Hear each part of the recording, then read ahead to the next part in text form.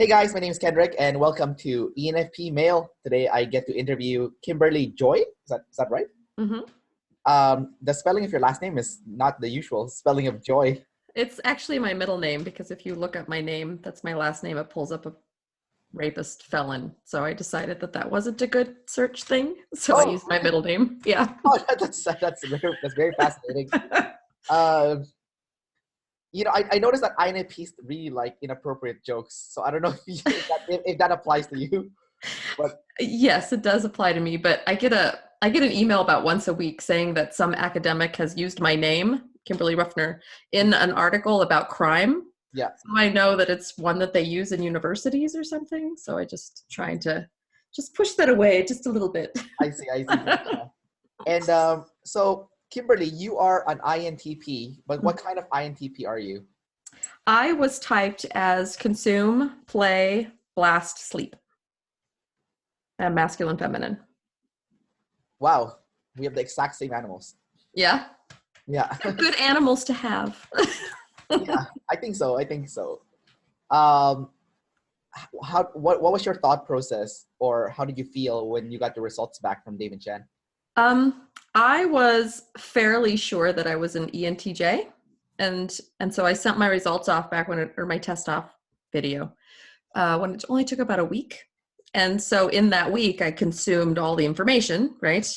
And played with it because that's what I do. And I was pretty sure I was an IP of some sort, an ITP. So when they told me INTP, I wasn't overly surprised. It's like, oh, okay, yeah, that matches what you're saying. Your definitions work. So, But you thought you were an ENTJ at first, so you thought mhm. you were the upside down. Yep. Yeah. Mhm. Why did you think you were an ENTJ at first? I was actually typed as an ENTJ by Personality Hacker. Oh, And okay. then I went and spent some time with Dario, and he confirmed that he couldn't tell me if I was an introvert or an extrovert, but he did tell me that I was a decision making first. What did Dario do to you? He scanned your brain then, or Yeah, he did his little brain scan thing. in I guess in California? That's where he does it. Mhm. And that confirmed for you that you were uh I guess an ENTJ then, or No, he could only tell me that I was definitely a decision maker first. So I was either some sort of DI or DE first in my stack. oh, I see. So IP and EJ would both fit They in. would both fit in that. So would ENFJ, I see. ISFP. So I guess you narrowed it down by half. Yeah, so half. So at least you knew you were an EP Right. or IJ. Yeah. Now, So, how does that sleep last kind of like affect your life? You know, is it um, physical sleep that you're having trouble with, or is it more like processing kind of like your feelings and your life and stuff? I'm notoriously unaware of my feelings in general. Like my family will say, "Are you upset?" And I'll be like, "No." Wait, maybe I am. Let me think about it for a minute. Okay, yeah, I am actually upset. So a lot of times people tell me if I'm upset, Yeah. but I don't have problems actually sleeping. I do have problems organizing information. So Okay. that's probably the thing I struggle with the most. I'd rather just eat more. Um, you're kind of a strange INTP because you have sleep last, and Mhm. usually, sleep is something that's quite higher up on the INTPs. That if you were to look at the more traditional one, I guess, Yeah. in your stack, so you're quite an extroverted INTP then, Yeah. especially with your play and your blast. Um, and I can definitely see play right away, like right when we even before we started the interview, you were already high energy. And and you said you're low energy today, so that's kind of even weirder because I was like, oh, what the heck? What does high energy look like then if you're low energy right now? Well, usually I like drink a bunch of coffee before I do one of these kinds of things, so I don't freak out. So, You would freak out if you didn't drink coffee? um, I'm usually pretty slow to respond, and so I try to kind of erase that because it's not culturally appreciated. Yeah. So, like being able to speed up feels more FE appropriate, I guess. So, Yeah, that's a I guess interesting thing about you is that you have double activated FE, right? So you're aware of it. Like you know you know it's there, and do you know how to use it then, for the most part?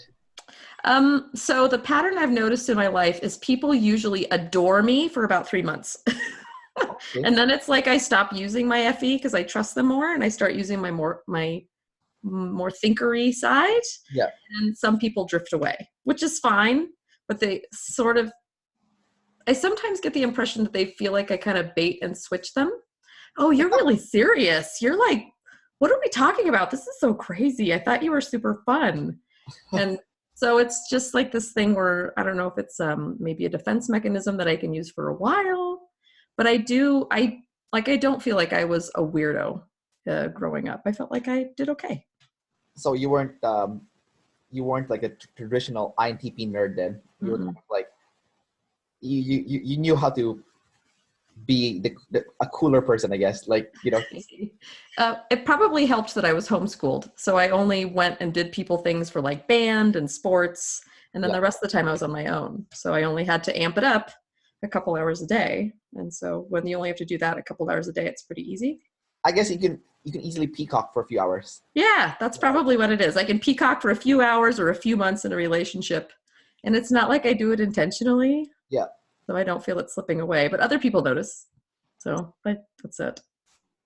I noticed that with the FE thing, it's very fascinating. Like you would have to change your persona almost depending on who and or which group you're kind of interacting with. I interviewed another INTP recently. I mean, we think he's an INTP. He's not officially typed yet, but he didn't, because he wasn't sure the difference between, FI and FE, right? So Mhm. I said, someone with FI might more likely present themselves the same way to every single group of people, while someone with FE might change the way they are based on who they're interacting with just to be more effective, right? Mhm. So he said, "Oh yeah, I definitely changed the way I am, depending on who he changes the way he presents himself, depending on who he's with." So do you feel like you do that then? Something that you Not consciously. It's actually subconscious. My husband planned like this surprise baby shower once, and he forgot to invite my college friends, and he just invited my military friends. He yeah was really worried that I was going to be upset, yeah and I was actually really relieved when I got there, and it was just one set of people. And that's when I realized that I'm a completely different person when I'm doing my military thing than when I'm at art school. Those are two different people, and that really freaked me out. So since then, I've noticed it, but before then, I never even, it was below the conscious level, that's for sure. And you said you're in the military then. I was, yeah, not anymore. What did you do in the military? Um, I was a door gunner on a Blackhawk. Oh, okay. Wow, that's so interesting. I usually, a lot of the INTP stereotype is, you would work in Silicon Valley and you'd be a programmer, but not No, you're in the military. Uh, and then you also went to art school, so yeah, I mean, I can see the art behind you, I guess, but like, yeah. what kind of art were you doing? I was doing ceramic sculpture. Oh, I see. I see. Painting was required. That was homework from a class that was required, but I'm not. Did you paint that right behind you? Yeah, I painted that one. That's really good. Thanks. Yeah. So is that what you do for work then? Are you an artist or? No, right now I'm a stay-at-home mom, and I have a little coaching business. I have a podcast with a friend, and I play in the garden and read books. What kind of coaching do you do in like which area? It's thought work. So understanding that um, your feelings, especially for thinkers, that's mostly who I end up coaching, Yeah. feel like they're hijacking you. Yeah. Like, oh my God, what's happening? So understanding that it's actually your thoughts that's generating a feeling. And so then cracking that open. Well, what do I actually believe that's causing me to feel anxious right now? What's happening? I don't know. Yeah. And then once you can see the thought, you can't change it right away, Yeah. but you can start digging through your unconscious and start reprogramming it. Oh, wow, that's amazing. That sounds very TI. Yeah, it's a very TI. Yeah, yeah. Your TI is masculine. How does that, like, are you very punchy with it then? Like if someone tells you something and what they say is illogically inconsistent, would you jump in and correct them right away? I don't feel like I'm punchy with it, but Joey, somebody you've interviewed before, he and I are pretty good friends. He's Okay. always telling me to put down my masculine TI because I'm always clarifying. Yeah, yeah. Well, Jungian philosophy is this. And I said, well, Jungian philosophy or psychology isn't typology. Those are two separate things. So I'm always like clarifying. Like correcting people, making sure that everything's accurate. Yeah, I try not to, but I seem to do it. kind of constantly. Yeah, it's automatic, right? Yeah. Yeah. And I feel like I'm doing them a favor. Like I feel like this is a public service. I don't want you to be confused. You know, those are two different things. As you map this, let me help you out with my little bit of knowledge. But yeah. It's like when I go to work, I work in a fitness industry, right? And I have different roles that you can say different hats that I wear. Like I teach, group fitness. Sometimes I'm a personal trainer. Sometimes I'm just in the gym supervising to make sure that no one steals any equipment. Once in a while, someone will go up to me and it's very obvious that this person is lead SI, and it's very obvious that this person is masculine SI. And they'll go to me and start complaining to me about there's something wrong in the gym that's not working well. And they're very happy to give me more work to do. And they actually think they're doing me a favor. Kind of like they are. Yeah. And I'm thinking to myself, like, screw you, you're not doing me a favor. Can you go away? But and then I think sometimes I would respond to them in that sense, it's not a big deal. And then they look flabbergasted, like I'm doing you a favor here. I am doing you a favor. And you're like, no, you're just pissing people off, like me. So it's like, that masculine SI definitely is annoying. So maybe people perceive that masculine TI like the same way, probably. Like you think you're helping them out, but it's actually they're just getting annoyed. Like, no, you're not helping. You're being annoying. Yeah. Whenever I have some sort of response to people, I always try to, not exactly the same way, but almost it would be interesting to ask how does this person think they're doing me a favor? Because I'm sure that from where they're standing, it's super logical and they're probably coming from a good place because most people are. Yeah. That would be really interesting to just stand into their shoes and ask, why is he telling me that all of the stuff that I really don't want to know? And that helps me not have that reaction anymore. Well, I think double deciders do that automatically already. Probably. Those lead SI people do that to me. I'm like, oh my God, I know what he's doing. But he's not being helpful. Not automatic for me. What's that? It's not automatic for me. I'm like, tribe! Oh no, tribe! Yeah. Let's talk about that then. Like, how do you freak out about tribe? Because but it's not really in my opinion, it doesn't seem like it's your worst demon though.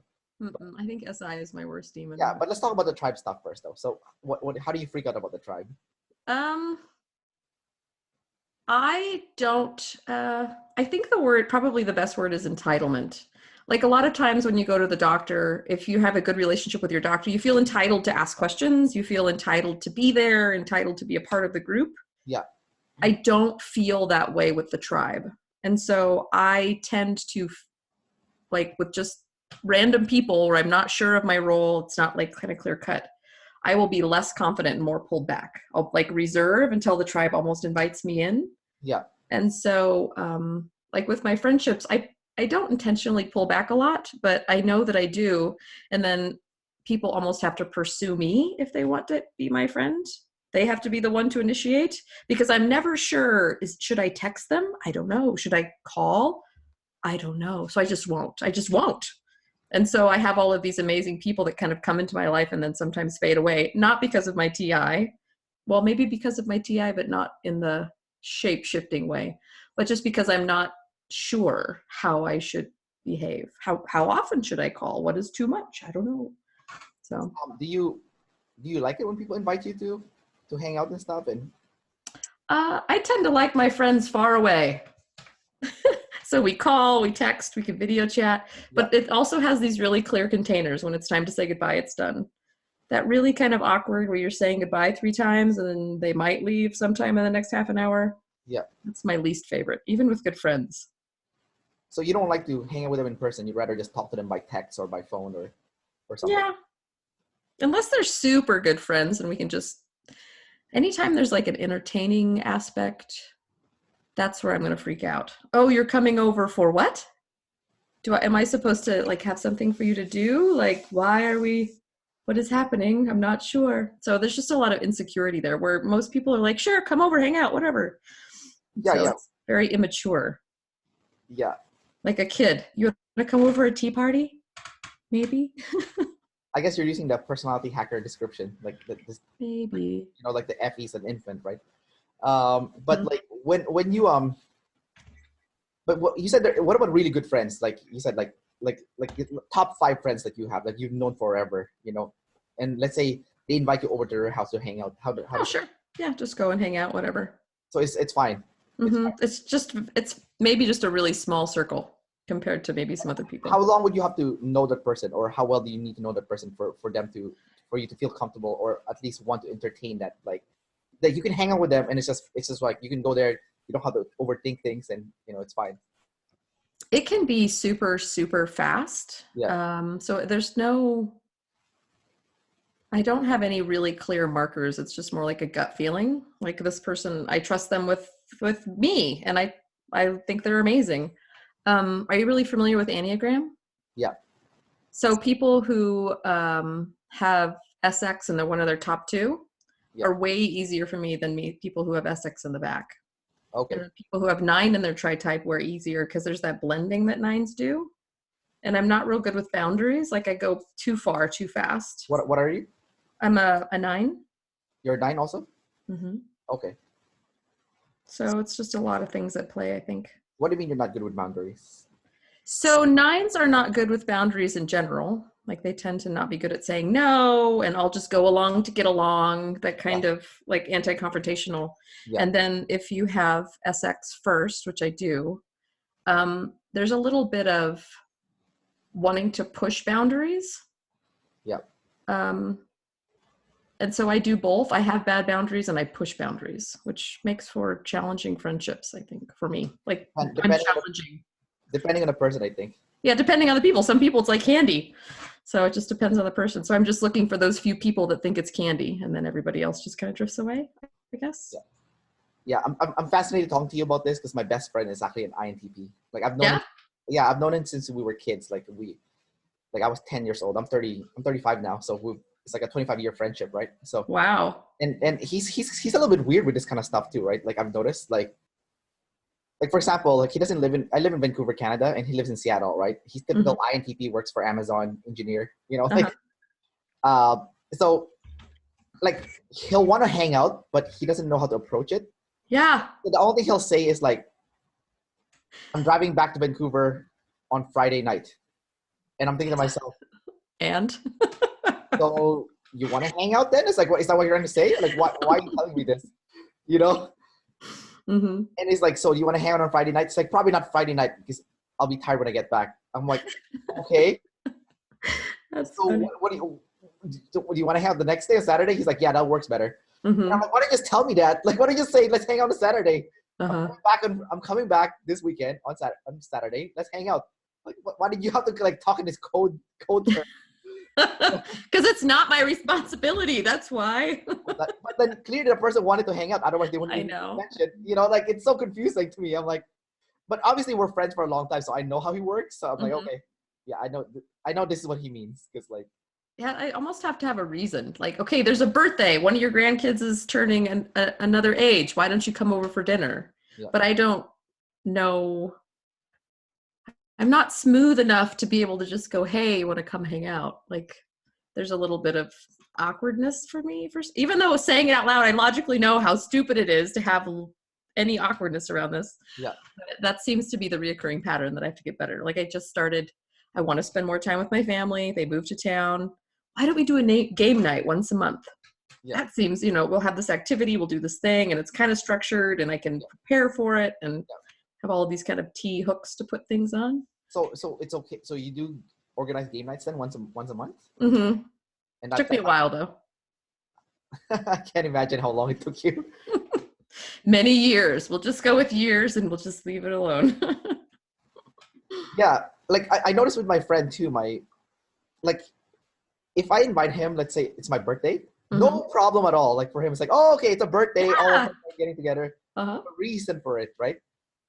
But if there's like, hey, let's just hang out as a random out of the blue thing, he'll do it, but he'll only want to do it like one-on-one. Like he's like, okay, let's just me and you then, no one else, and we'll just chat. He's like, and it has to be a deep conversation. I'm like, what the hell? What's all these parameters? Like,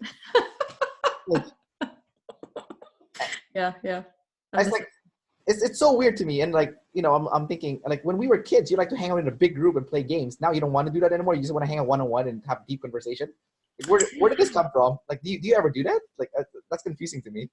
I am So I got a scholarship to go to a Tony Robbins event in LA a couple months ago. Yeah. And it was with strangers. It was with veterans, Yeah. war veterans. And I almost didn't go. Like I didn't expect to get the scholarship. I was excited. And then as it got closer, I was like, oh, I don't want to go. And once I got there, I was fine. Yeah. I wanted to go to sleep before everybody else did and stuff like that. But I had so much fun. So I don't know if it's the same for other introverts or other IPs or if it's just me. But I have some internal narrative that I'm still working on. Yeah. That I know is just all in my mind because once I'm there in that group, I'm fine. But I think something bad's going to happen. Like I have some sort of something, and he might have something similar where a few bad things happen in groups, and eventually he just kind of went, "That's not worth the time. We'll just, one-on-one's good. That's where I shine. We'll do that."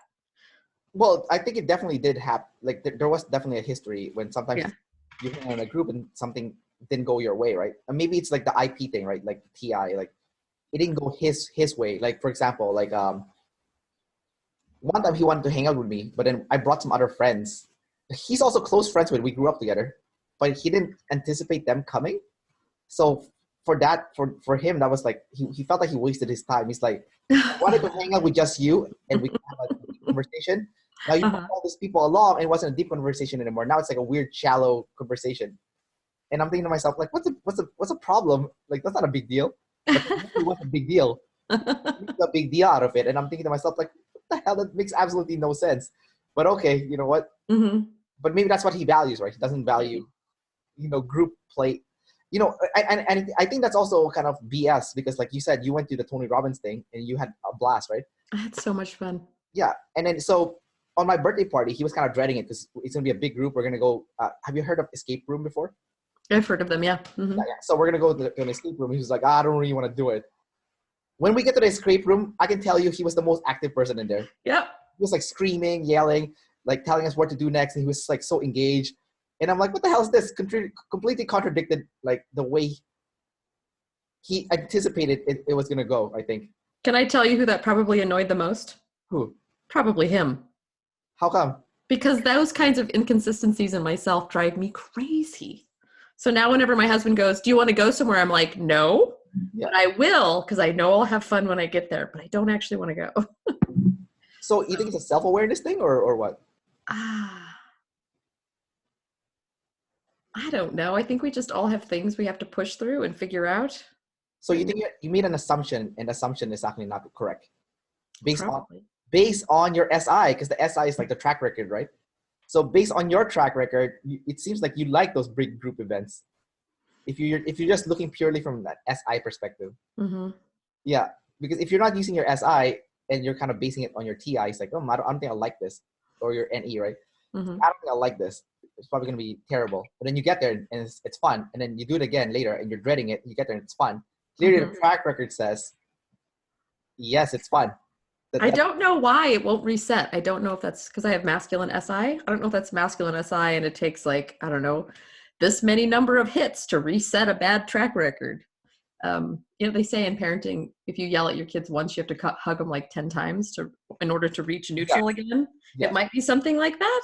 Oh my God, that's crazy. I can totally I can see that. That makes sense. You know what? I bet you that's what my friend is doing then. Like he needs to erase it by having 10 good interaction in a row, probably. Who knows? Oh, that's ridiculous. I guess that's demon fourth function FE. Then that's kind of how it manifests. Yeah. Maybe. Yeah. That's how it manifests for me. Yeah. But no, that's really good information though. Like that's good to know. So I can convince him better in the future. Let's talk about your demon SI then. So you said you have your SI worse. Like this is your worse than your FE. Can you talk about that? So I am really good with organizing some things, like getting all the bills in a file and going, I want an amazing, like a credit score. How does that work? Okay, you don't have more than this many credit cards. You don't ever go over 50% on how much you can have. Like playing those games are really fun to me. Yeah. And a lot of people put that in the SI box because it's details. Yeah. But I think that might just be more consume play. Like I'm consuming some information, I'm playing with it. Consume play. Yeah. But Like I just took some upper level philosophy classes and I had to write these papers about ethics, and it was super fun to eat the information. But then he wanted us to answer a single question in 10 lines or less. I was like, I just watched 20 hours worth of information and you want me to give you 10 lines? That like, oh my God, that felt impossible. Yeah. That's how everything feels. Like narrowing all the way down into one single stream is really hard, and it's probably the thing I procrastinate on the most. And then once I sit down and do it, it's okay. Like once the pen's moving, probably the same 10 hugs thing. But just that narrowing down, and I'm always losing things. That's another thing I do. And then I lose track of what I was saying in between all the time. Like my girls, what were you saying, Mom? I say, that was a long time ago. That's something we say around the house now. It was a long time ago. It was like 30 seconds ago. Yeah. They all know that I'm going to lose track of whatever's happening. And I think that's all connected to the SI being a demon. Yeah. Oh my God, I hate that so much. I can relate to you 100% because I'm ENFP, right? So SI is my fourth function. Is it masculine? It's masculine. But high five. Yeah, high five. Oh my, I hate that so much. Like you're in the middle of like saying something and it's a really good, well thought out. It was a point. Concept. And in the middle of it, you completely forgot what it was. And you're like, what the hell, where did it go? You know? And it's so annoying, you know? Like, how do you not forget it from, like, how do you prevent it from disappearing? Like, it's so annoying. And then, and I completely relate to you when you said you're always losing stuff all the time. Like, I lose things all the time. I'm like, where the hell did it go? You know? So annoying, you know? Yeah, my husband got a key rack, and that's the rule now. Mommy's keys always go there. Like, there's no other options. Yeah.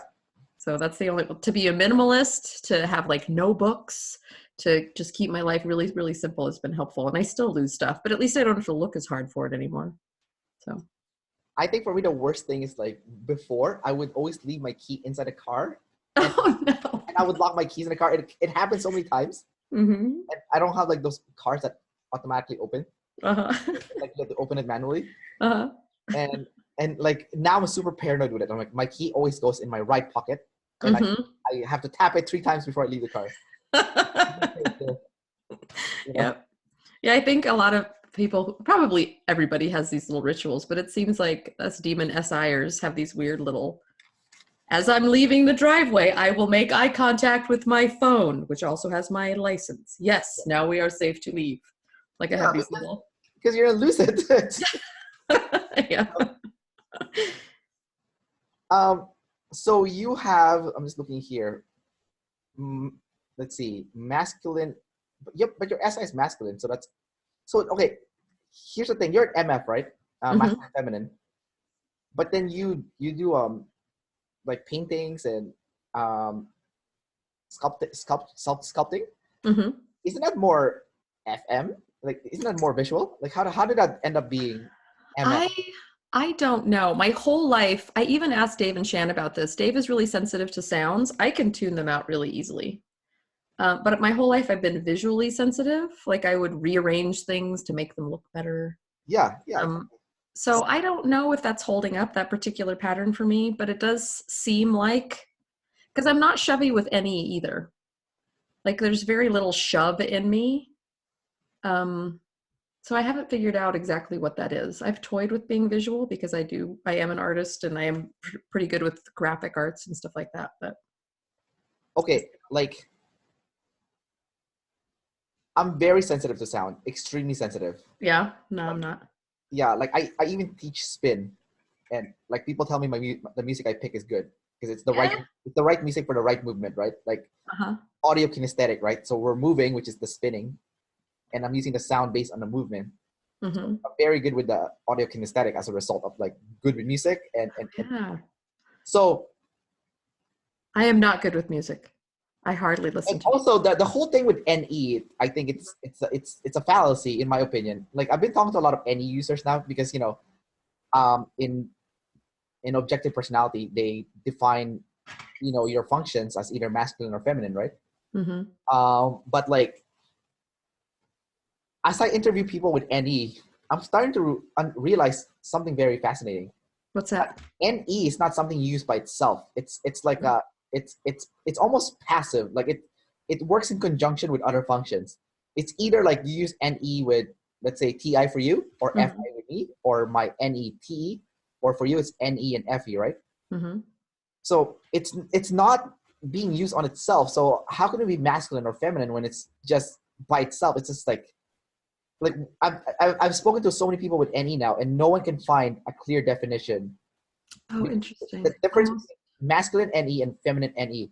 The only thing that we have come up with so far is that people with masculine NE, I've noticed, seems to be very attached to that future that they envision with their NE. While people with feminine NE do not, like, if there is a plan, let's say, and something happens last minute where you have to change plans, the person with feminine NE has an easier time coping than the person with masculine NE. The person with masculine NE will freak out and do everything in their power to make sure that it still goes through. Like whatever the plan is, it still happens. While people with feminine NE seems to think of other ways to, they'll still try to make it happen, but they won't try too hard. They'll think of, they'll either do it later on, that they're okay with being flexible to move it later on, versus the masculine NE who is not as flexible with moving it later on. Like they want to make it happen based on the original plan. Based on that pattern, I think I would be masculine NE, because that's where I have some tribe freakouts that I can see how stupid it is. I know how immature I'm being, and yet it's still like, that's interesting. That is the only thing, like, because I've cross-referenced this with so many, like, people with masculine NE and feminine NE, right? I have feminine NE, and I have interviewed, NE users with masculine NE, and I said, okay, let's go try to figure this out. Like, let's say, how do you see NE and how do I see NE? And we're trying to cross-reference, right? And we're like, nope, same. The one thing that was different was that the obsession with making sure that the original plan comes to fruition. The moment you change that original plan, like let's say something happens and you have to be flexible, and you have to change that plan last minute. The person with the masculine NE freaks out. Well, the person with the feminine NE, they don't like it, but they're okay with like changing the plans a little bit to do it later on, or I mean, yeah, they're okay with or later date. That's starting to freak me out. Like that's the majority of my arguments with people, like close people, obviously. Like I thought we were leaving at 4. I thought we were gonna sit on the beach. Yes. This is what I envisioned. Like, why is it not happening? Make it make sense to me, please. Yeah, exactly. That the way you described it is also how they describe it too. It's like, I thought we're gonna do it at this time. I thought we're gonna do this here. What's happening? And I'm thinking to myself, I'm like, I don't freak out about that. Like I get annoyed when it happens, but I'm like, but the freak out like doesn't last too long. I'll freak out. I'm like, okay, I guess I'm already thinking of how we're gonna change the plan. If the plans change, I'm already thinking of the alternative. While the person with the masculine NE is not thinking of the alternative. They're thinking, how can we make this work? This original plan has to work. I've started to think of alternatives, so now I have like plan A, B, and C. But if it falls outside of A, B, and C, it's not going to be pretty in my mind. Ew! I don't like the world seeing this part of me. That would make me double feminine, wouldn't it? Yeah, that would make you double feminine then. I'm gonna have to sit on that one for a while. Yeah, definitely something, and that would make sense too because you're very visual too, right? So that's very visual. Just from that perspective itself, like. Yeah, I pick up on like crooked lines. It's like one of the first things I pick up in a room. Who painted that? That's horrible. Ignore it. I don't even notice any of this stuff. Like, no, I'm very unvisual person. Like I made a video, and in the background of my video, because I run a travel blog. I saw. Oh, you saw my travel video? Well, I went like 5 minutes before we started. Oh, okay. Oh, that's funny. Yeah, you should check out my music video. There you go. I made a music video. Definitely audio, right? Like that's a very audio thing to do, to make a music video. I've never done anything like that. Yeah, like if you go to my YouTube channel for my travel one, you can see my music video. You check it out. I think it's really, I will. Well made, but like it's super audio. Like I said, it's super audio. Like the music that I pick to go with the movement in the videos, like it matches perfectly, and That always seems like magic to me when people do that. yeah, well, it's not magic. Like for me, who is audio kinesthetic, I'm like that's normal. But like when I see you guys doing you're painting your background, and I'm like, oh my god, that's so cool. How do you do that? Like I can't even imagine doing that. That's so difficult for me. Like art to me is, I do not understand it. Like I cannot draw for anything to save my life. I can't Mm-hmm. draw. I'm not visual. Like I said, when I made one of those videos for on my travel channel, my travel YouTube channel, I had a world map in the background, and it was after I filmed it and published it on YouTube that I realized the map was slightly tilted. Oh no. And I'm thinking to myself, I'm like, well, it doesn't really bother me, but I wonder if there's people who's OCD and I will look at this and they're not even listening to what I'm saying anymore. They're just looking at that map in the background and Uh-huh. would like fix it. Yeah, I actually don't watch many YouTube videos for that reason. Like, oh, this is really good content, but yeah, I'm gonna put the phone down. We're just gonna listen because You don't want to see the stuff. because I would get distracted by it. Like, it wouldn't make me angry or anything. I would just go, oh yeah, that's crooked. Oh yeah, that's crooked. How did he not notice that that's crooked? That's funny. Yeah, Did you get any comments in your YouTube comments about the map? no one yet. That's good. They might. I'll go find it. Yeah, but I'm pretty sure they're dying inside. Like they're looking at it and they're like, why did you not fix that map first before you did the video? Yeah, I'm the person who goes and fixes things in people's house. Yeah. They're not looking. Let me just straighten that for them. There. Now it's all better. Well, even my INTP friend, like sometimes we'll have a discussion and he's like, I don't know what you're saying, but I have a whiteboard, can you draw it for me? And I'm like, what? It makes perfect sense to me. Uh-huh. He's like, I know, but I'm visual. And I'm like, oh, He might be visual tester. My friend definitely has masculine TI and masculine SI. Because when I go to his house, he'll be like, don't touch this. Don't put your shoes here. And it's very, he's enforcing the rules really hard, right? Like when his SI is definitely like masculine, and his he's definitely feminine with a tribe and feminine with his NE, I guess. He's kind of go with the flow, but like when it comes to his stuff, he's very like controlling. Yeah, I'm not. I mean, I am a little bit, but I'm the person who's always like, we went to Hawaii for a wedding and nobody else planned where we were staying. Like, what is happening? I will plan the future. I will find the place that could sleep for 13 of us and you will all be happy. Yeah. Yeah. Did it work? Yeah, actually, because I got a really good deal right on the beach, but I'm the one that ends up doing that a lot. But once we were there, I kind of didn't care. Like, as long as they showed up and they could put their shoes wherever they want. I don't care. Interesting. Yeah, so that bothers me a lot, right? With my masculine SI. Uh-huh. So with my masculine SI, like when people come in my apartment, I'll be like, nope, put your shoes here. It has to be within this mat. And I have like a mat. it cannot even like even at the tip, the shoes goes a little bit over the mat. I get freaked out, right? You sound like you have some OCD too. Maybe we all have OCD, but it's all just in a different little pocket. No, it's very particular though. It's like it's like the mat, like the shoes. It's like I have this obsession with the floor. Like I'm pretty flexible with everything else, but like the floor is where I obsess over. Like even outside, I'm always looking at the floor, right? Uh-huh. This part of the floor, like let's say I'm walking in the sidewalk, this part of the floor is a little bit wet, so I'm not gonna step on that. I'm gonna go weave around it.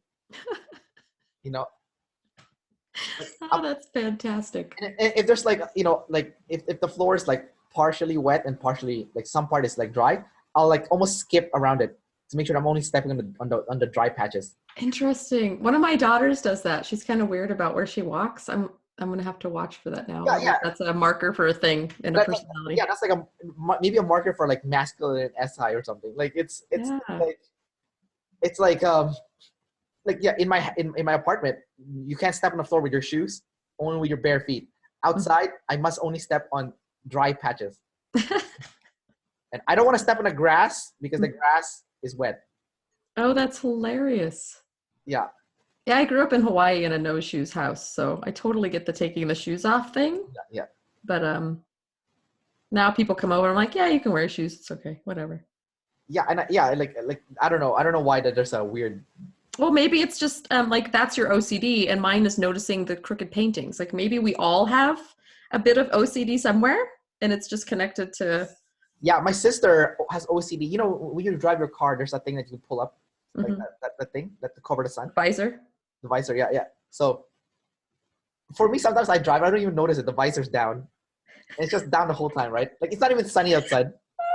No, I'm flipping that up for you. But you don't need this anymore, right? Yeah, and then so my sister sees my sister's extremely OCD about that, right? So she'll see it and she'll like flip it back. And I look at her, I'm like, this freaks you out, eh? And I like flip it back and stuff. You know? Like, that's funny. Non-diagnosable levels of OCD exist in everyone. Yeah. Where's your pocket? It doesn't bother me, right? So I'm like, haha. Or it doesn't bother her to wear her shoes inside the house, and I get freaked out, right? And she'll probably do it on purpose just to piss me off, right? Probably, because you guys are siblings. I mean, that's what siblings do. Yeah, but I'm like, okay, I have more reason not to wear the shoes inside because it's not sanitary, right? Like we just mop the floor and vacuum the floor. You know, don't put your shoes inside. Mm-hmm. This flap thing on the car, who cares? It's like it's a freaking. I can still drive. Okay. Anyways, let's talk about you being a double observer. Okay.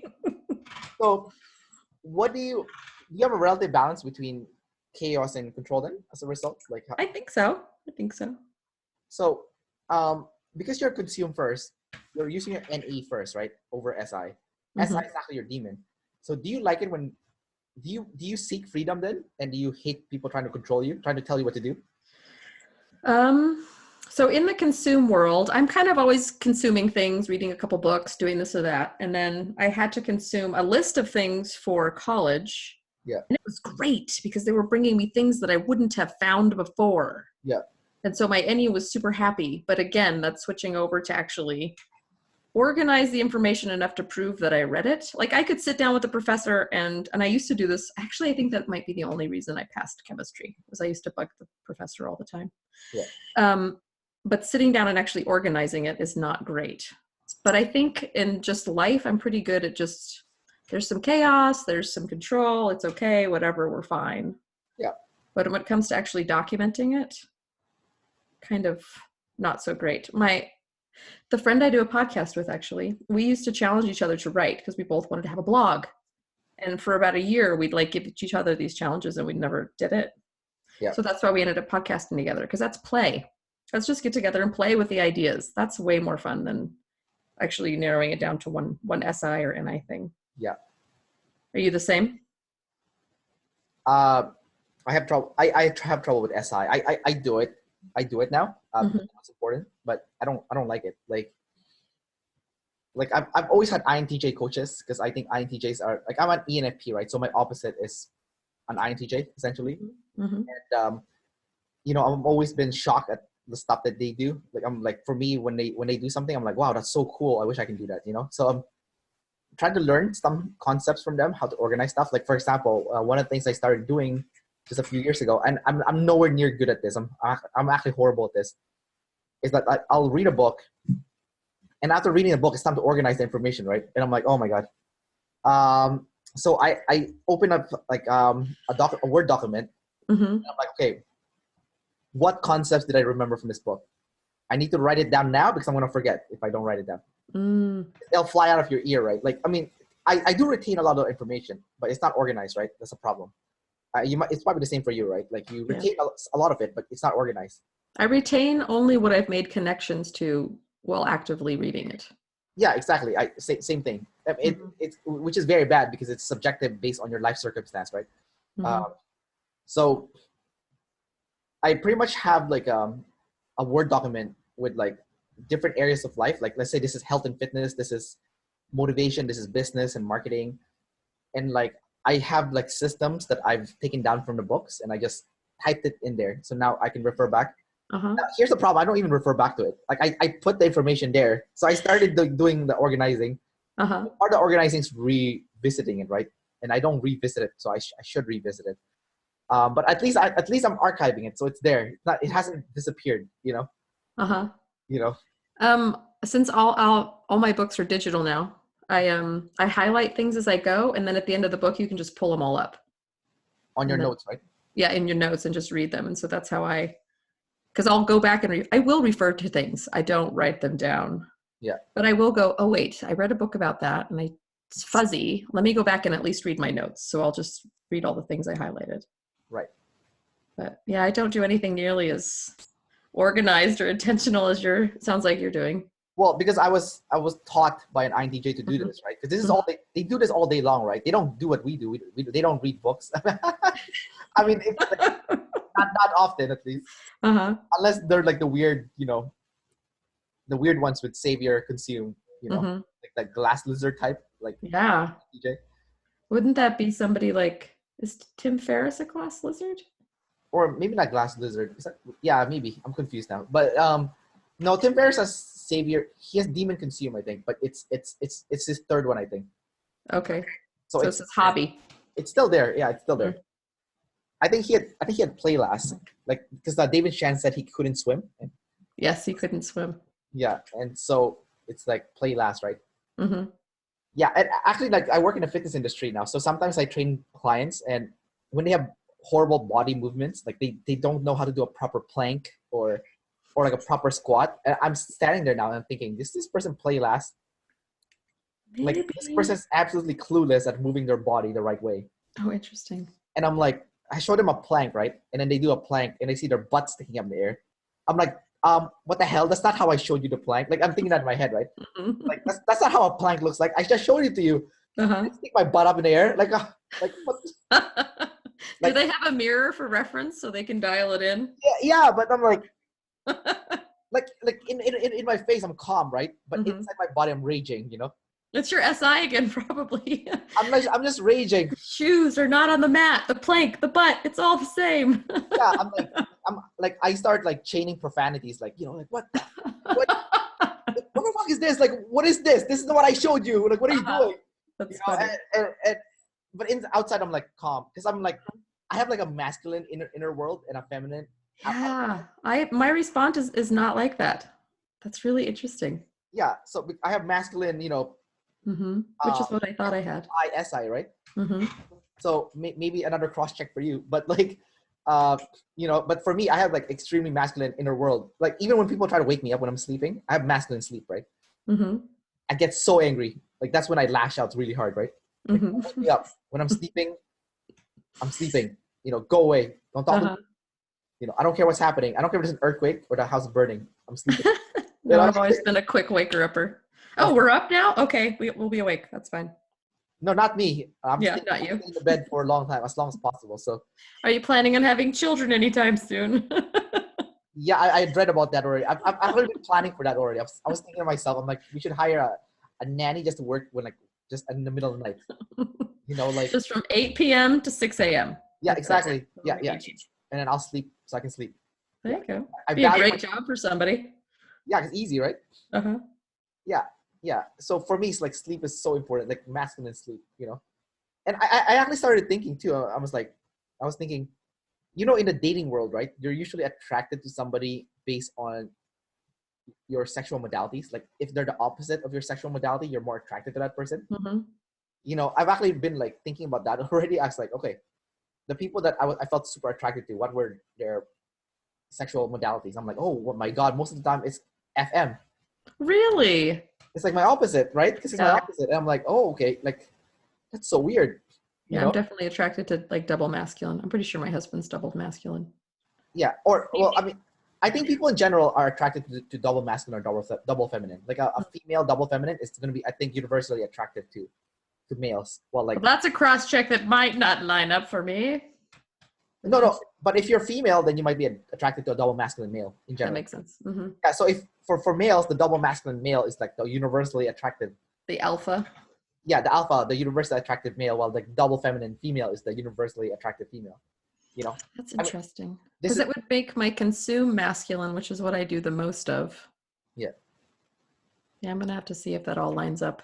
Some of the antidotes you're giving me, though, are very interesting and contradictory to the type I thought I was typed as.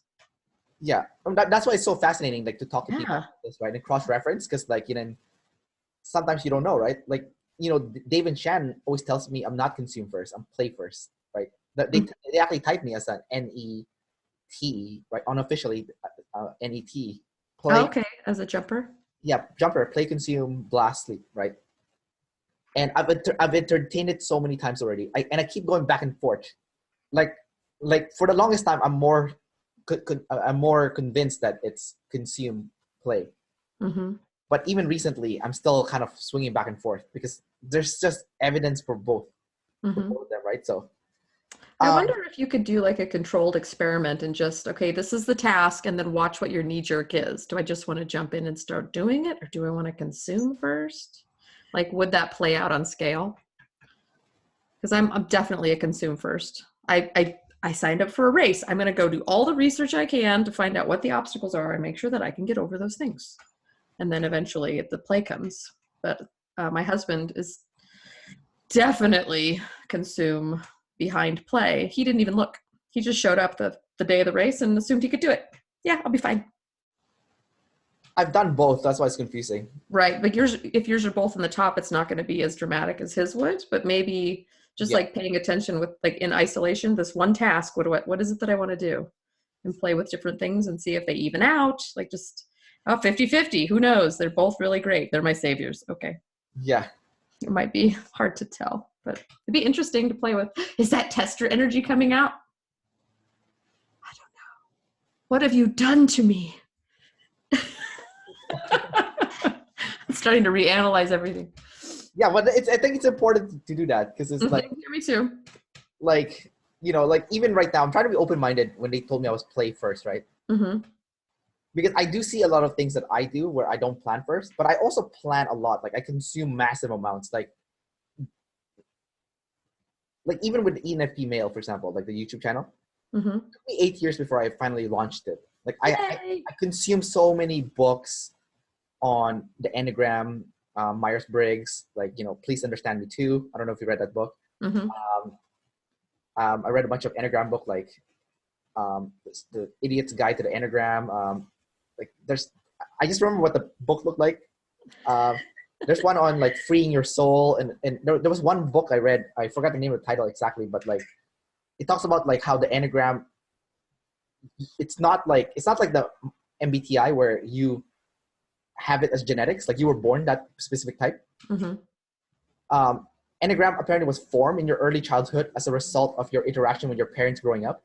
Right. They're defense mechanisms more than genetic, right? Yeah, it depends on, like, let's say one of your parents is aggressive, one of your parents is passive, and then those two together help form you to become like a certain type, Also your relationship with your parents, like let's say you didn't like your mom or your dad, like, apparently if you don't like your mom, you become a type 7. So that's kind of like, If you don't like your mom. yeah, like you don't get along with your mom as much. Like I'm a type 7, right? I had a bad relationship with my mom, right? Uh-huh. Oh, so it's like, but I get along with my dad more. So, and I asked other type 7s this. I'm like, so who do you like better, your mom or your dad? And when they tell me it's their dad, I'm like, are you type 7 Enneagram? Like if they know about the Enneagram, they're like, yeah. How do you know? If not, that's my core. It's in my tri-type. That's interesting. Yeah. So it's Yeah, like, I'm not a type 7. I always kind of wanted to be because they seem fun, but I have such a good relationship with my mom. yeah. And like, I don't know if this is true, but it seems like the type 2s have a poor relationship with their dad. I don't know. Mm-hmm. They grow up, and I don't want to say this, but like a lot of females get daddy issues. It's like daddy syndrome. So they're attracted to like older guys, someone that resembles like a father figure. Somebody they can take care of and be needed by as they age. Yeah, and then they get turned on by like looking at a guy with like gray hair or like it's just interesting. And then like you talk to them and you ask them, it's like, okay, well, what was your relationship with like with your dad growing up? And then you tell them, it's like, oh, either their dad wasn't there, their dad wasn't present, mm-hmm.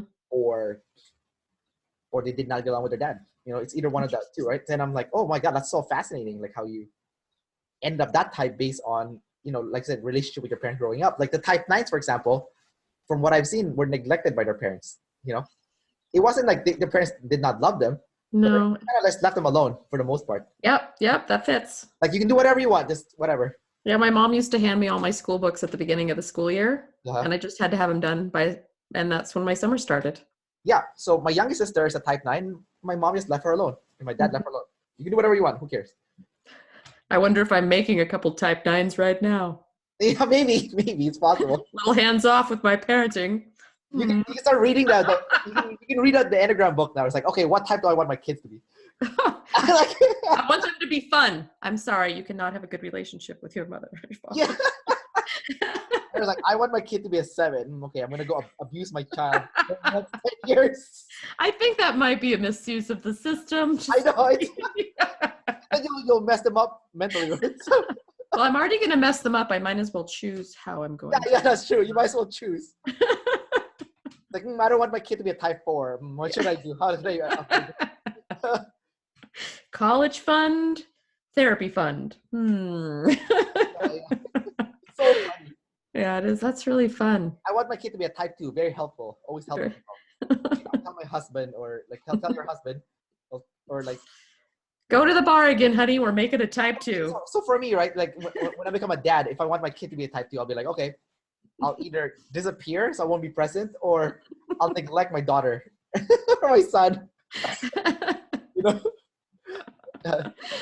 and I'll make sure my wife smothers the kid. You know, no strong father figures in her life. Do you understand? Yeah, exactly. Yeah. That's hilarious. Did you have any other type related questions? We've gone in a couple any rabbit holes. I know. I've seen it, but we did cover a lot of things though. So okay. Double observer question. So you have, as a double observer, the theory is you have more problems with pain more than fear. Is there any truth to that?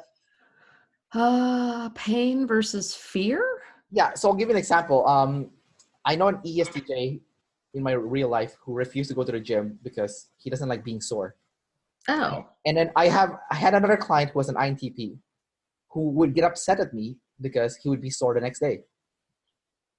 But when I train people who are double deciders and they're sore the next day, they're like, "Oh yeah, I felt so good. I was so sore. Everything hurts. I knew I had a kick-ass workout." Well, so I was like, "Huh? What the heck? Why is there a completely different reaction to soreness?" Interesting. So that's physical pain. There's also emotional pain, right? Right. Like I don't have a problem with physical pain. What about emotional pain? I had a strong aversion to emotional pain, and I got very good at kind of ignoring it for a really long time. So I would say that if there is a pattern, it would definitely fall in the emotional realm for me. I'm better at it now. Like now I just allow it. Oh, I'm a human. This is part of my human experience. Just let the emotions happen and just be responsible for the behaviors because you can't control the emotions. Do you think about the emotions? Do I think about them? Like, do you process it? Do you think about it? And yeah, like yesterday, I just felt sad. I just cried a couple times for no reason. I was like, well, just let that happen. Because most of what I'm noticing, it might be another way to avoid pain emotionally, is that if you don't fight emotions, they're almost painless.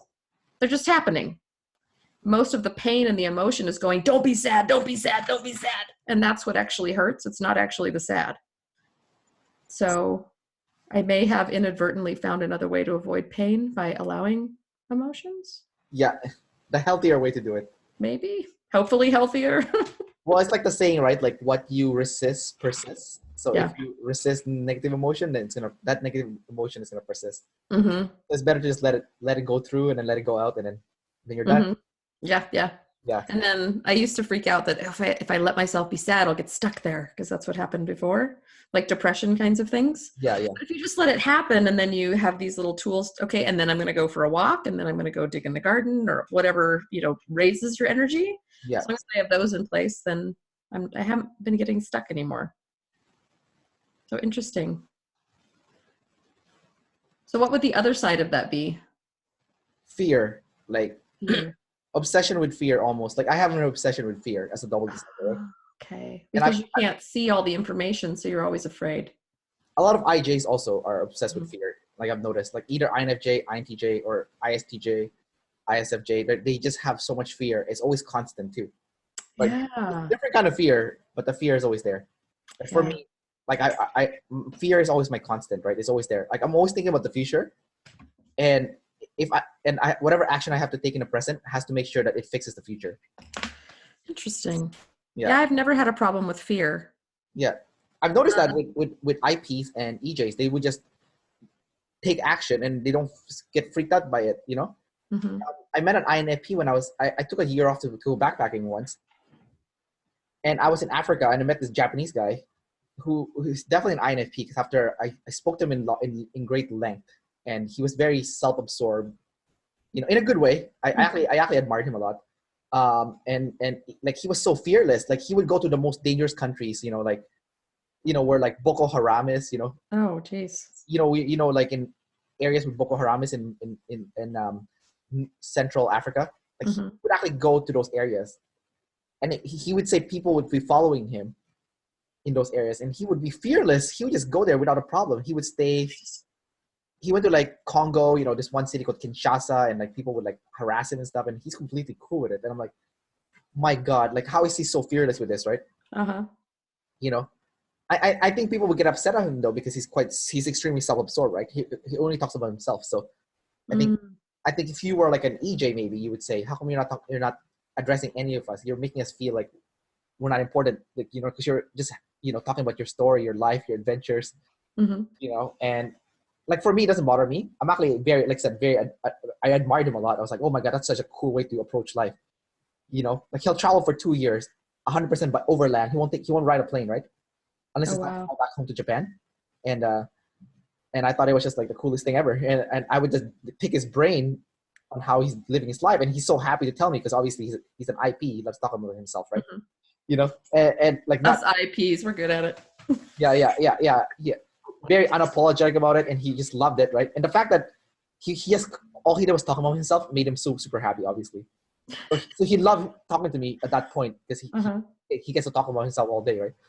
Right. So it's like, that's funny. So that's where I see the difference between pain and fear, essentially, is that. So it seems like definitely for you, it's mostly confirmed that pain is the bigger thing emotional pain. Yeah. Anytime I was afraid of something growing up, I would do it till I wasn't afraid. Like I just didn't like the feeling of being afraid. So I would just kind of aversion therapy out of it. Yeah. Whereas I haven't been able to do that with emotional pain. That's still the thing. Yeah. But for me, I've actually done the exact thing that you just said. Like if I fear something, I do it, but it doesn't go away. It doesn't go away. Like when I was a kid, I was deathly afraid of spiders, right? So what did I do? I started having tarantulas crawl in my hand. Are you still afraid of tarantulas? I'm still scared of spiders. Yeah. not as bad as before. So there was definitely a lesser effect. Yeah. Before I was deathly afraid. Now I just hate them. No, you just dislike. It's just dislike now, not terror. No, it's not terror, because if I see a giant spider, I would freak out, but I would kill it, right? Yeah. I wouldn't be paralyzed. Like I have a friend, like I had an IJ friend who was also scared of spiders, and he made a bet with me when we were 18, and he said, one of my friend who's an ISTP had a pet tarantula, and he said, okay, Kendrick, if you let him put this tarantula on your hand, I will touch the tarantula. And I knew because I knew he was more afraid of spiders than me. Maybe because he's an IJ, I don't know. I didn't know back then that IJs were scared of chaos. But maybe because he was an IJ and I was an EP. So maybe as an EP, I was less afraid of it. So I said, okay, you know what? Here's my hand. Put the freaking spider on it. Put the damn tarantula on it. So the tarantula was crawling on my hand, and inside I was dying. I was like, oh my God, kill me right now, please. I want to die. That's funny. Yeah. And after the tarantula finished crawling on my hand, my friend took it off. And it's time now my friend to touch it. My friend was so far away. He was too far. He couldn't. I can't reach from over here. Sorry. Exactly, sprinting like the. Yeah, it usually goes away for me. Like I went on a hike as a teenager, and there was this jump down into a river, and I was standing up there for like 20 minutes, and everybody's going, come on. Yeah. And so I finally jumped, and I just did it and did it and did it. And what happened is I got addicted to jumping. Oh, really? So now I just jump off of things, and I swing on vines, and I really want to jump out of a plane. I'll wait till my kids are grown up. But I get like addicted to the thing that I was afraid of. Like this used to terrify me. Flat out, I would have said no a few years ago. And I wouldn't say I'm addicted to doing these kinds of interviews, but now that I'm podcasting, it's at least comfortable. I'm not afraid of it anymore. It's kind of fun, right? Yeah, it is kind of fun. And I get to meet cool people that I wouldn't otherwise get to meet. Yeah, exactly. And you never know someone until you do the interview, right? Yeah. You can only make assumptions too. Like, yeah. I think I asked you all the questions already in terms of type. So we'll go wrap it up pretty soon then. I have two final questions then. First one is, what kind of advice would you give someone? Because you're kind of lucky you have double activated FE, right? So what kind of advice would you give to other INTPs who are horrible with the tribe? Like the tribe is either getting upset at them, or maybe they're using their masculine TI too much, and they're not using enough FE. Like how can you? What kind of advice would you give them to maybe use a little bit more FE when explaining their TI? I would say probably the biggest thing that's helped me is just being curious, because I'm good with systems and I'm good with mapping things out that are kind of arbitrary, and people are just another puzzle. And so if I just enter it like it's a puzzle and it's something to figure out, and I work really hard on not taking anything personally, then I usually do okay. So just going in and being curious and asking questions instead of being worried about putting myself out there, just start pulling them out. And then that becomes the game. Can I drive this conversation somewhere? Can I get something interesting? What do they know that I want to learn? Especially if you're a consumer. Everybody has a story to tell. Everybody has something fascinating. So they're all like a little tiny Google. You could Google something in this person. What would you like to Google? And so playing that game makes it less scary for me. I noticed that with INTPs that sometimes I, like with my best friend, for example, when I give him a direct criticism, he never gets offended. That's what I noticed. He'll like, I'll say something to him that would possibly offend someone else. But for him, like INTP in general, when I say to him, he'll just be like, ouch, that hurts. Right? And then he'll pause and he'll start thinking about it like a puzzle. He'll actually be like happy that you told him what the problem was. He has like a new problem to solve. So do you relate to that? Like if someone gives you a direct criticism, like about your personality, for example. I think I was more reactive when I was younger, because then I made it mean I was a bad person. Yeah. But now that I'm older, because I'm 40, it doesn't, it's more like what do you mean by that? Can you tell me what you're seeing? Because they're probably right. Yeah. You want to tell me that I'm an asshole? I bet you're right in some way. Could you map that out for me so maybe I can work on it? So yeah, it doesn't feel as, because I was taking the information and hurting myself with it when I was younger. It's not personal anymore. Gotcha. I don't know if that's like double activated FE versus maybe he doesn't have double activated FE, your friend who doesn't take it personally and says, ouch.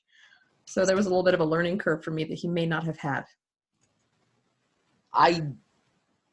He's definitely consumed first. And the reason why is because of the NE. He definitely has your NE because he always tells, this is one of his favorite lines. He's like, when people tell me what to do, I always do the opposite of what they tell me. So I'm like, okay. He's extremely rebellious, right? It's like no one tells me what to do, like and he probably has sleep second, I think he's consumed sleep. He's pretty extroverted though for an introvert, but he definitely banks blocks a lot. He definitely uses SI a lot. His SI is very well. His SI is pretty well. It's pretty good. The consumed sleepers, at least the ITPs, because I know a few ISTPs that are the same way. They just seem more solid. Like, this is me. Yeah, you can tell me whatever you want, and I'm not going to move if I don't want to. It doesn't seem to matter what their modalities are. Yeah. But they do seem more solid than some of us other. He's pretty solid. And then he has play third, and he whenever he hangs out with people, he's using play. And he's pretty good at it. He's actually pretty good at play, actually. I don't know if it's because it was natural for him or because we were best friends growing up and like we hanged out all day. And I'm using my NET all the time when I talk to him, right? So then he's using NE and FE, I guess, or consume played, or consume. So he's using consume, right? So we're consume playing, back and forth all day long. Yeah, concept. I'll listen to him and I'll tell him a concept. He'll listen to me, and it's fun, right? Because we're like just drowning in the NE, right? So his play seems to be okay, but definitely blast. He sucks at blast so hard. Yeah. He has such a horrible time figuring out what the other person is thinking. Like like, for example, like people will ask him for advice, right? And he has trouble with blasting. So number one, he procrastinates really hard. He has trouble getting started. Absolutely has issues getting started. Has absolute issues communicating his ideas or communicating what he wants, you know? So because sometimes people are not clear what he wants, right? And then he's missing information. And like, you didn't tell us the whole picture. You told us like a sound bite of it. Like, you need to tell us the whole thing. And people just get upset at him, right? Like, I get upset at him for that reason, right? I was like, okay, we're trying to make a plan, and you didn't give me this information, and now you're getting upset at me that it's not going to happen. It's not going to happen because you didn't tell me this. I can't read your mind. Yeah, I can't read your mind. He's like, I don't know what you don't know. You know, that's kind of like his argument, right? I don't know what you don't know. Yeah. Yeah, I don't think I've ever used that one. And I'm like, well, why don't you ask me what I know? And then he's like, it's like too much for him, right? To ask people what they don't know, right? Too much for him to ask the tribe what they don't know, or it's too much. It's hard for him to ask the tribe kind of like, you know, what they like, what they don't like, you know, like doing tribe research is very painful for him. That's funny. Yeah. Like he doesn't have trouble playing with the tribe. He has trouble explaining things to the tribe, you know? So right. blast last for sure. 100%. Yeah. So we actually talked about this. We did a blast list call last weekend, and it seemed like everybody is using, who doesn't have blast high, is using their play somehow to try to get out there and try to share information. You don't have to talk about it like, just play with it, ask questions. Yeah. Instead of showing up with a lesson, show up with a question, and then that makes a pretty big difference. Show up with a question. That's a good advice, actually. Yeah. Now the last question I have for you is, I have some functions that you don't have. So do you have any questions about those? So I have FI and I have TE. Do you have any questions about those functions in particular? Sure. When people ask you, what are your reasons for not liking something, can you articulate those reasons? Yeah. Because I have some people in my life who I ask them and they're I just don't like it. I don't like the way it makes me feel. And I think their FI might be a demon because they can't articulate it beyond that. I think it's the opposite. I think the T is the demon and the FI is the savior. Because okay. People with savior FI just know what they like and what they don't like. T is more like the spectrum of reasons, right? So for them, the reason is not, they have to think about it. Like they can't blast it to you on the spot, you know, which makes sense because, you know, if you're an ENFP, for example, if you have to use your T, then you have to use your SI also, right? So you have to, it's almost like a two-step process. You need to use SI first, think about how you felt about something, then use that to blast your reason out to the tribe, right? So, like for me, like I have a travel blog, I have ENFP mail, right? And then my day job is fitness, right? So those are all the FI things that I like. Like I like health and fitness. I like typology, and I travel. Those are my passions in my life. And because I have NE and because I'm a scattered ENFP, well, I'm getting better at it as I get older. But I made a decision to commit to those three as my main areas that I would focus on in my life, so I don't get too scattered. So if I get bored of one topic, I would go to the other topic. When I get bored of that one, I go to the other one again. And I would kind of rotate between those three. And you actually use your emotions to help guide your choices and your actions. Yeah, always. Like always. Yeah, like when I get bored, I'm like, okay, time to work on this other thing instead, right? But then I'm still blasting. I'm still building because I narrowed it down to three things. I did not have like 100 things or 10 things, right? It's just those three things. And also, like I made a video a while back that upset a lot of people. Like I made a video called why ENFPs will kick INTJ and INFJ's asses in the next 20 to 40 years. It was like the most very anti-FE like.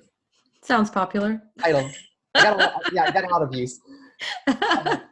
And I mean, I wasn't trying to offend people on purpose. It was more for like an experiment, like to see who would actually be upset at this. I have like a lot of you know like the thing with the INTJs or INFJs or IJs in general is a lot of them, they have blast first, right?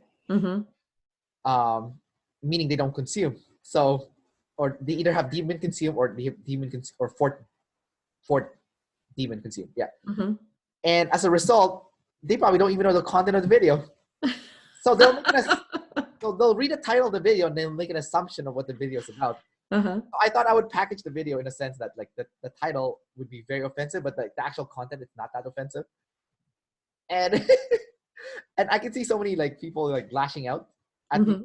But it was more funny that it was more INFJ that got mad at me than INTJs. Mm-hmm. The INTJs actually looked at it, it's like, oh, interesting. Yeah, interesting information. Can I hack any of that information for myself? No, that's not what they said. They said, oh, you're challenging us.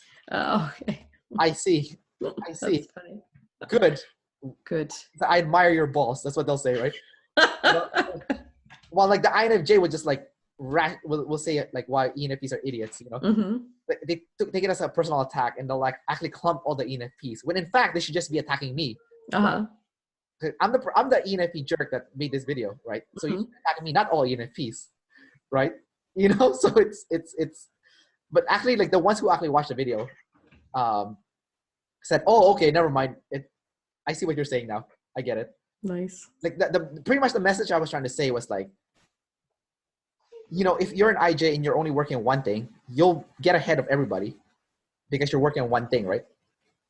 But the problem is, like, if you read a book, I don't know if you read the book Outliers by Malcolm Gladwell. In the middle of it. Yeah, so they talk about like 10,000 hours. I don't know if you remember that concept. So it takes 10,000 hours to master something, which is about 7 to 10 years, right?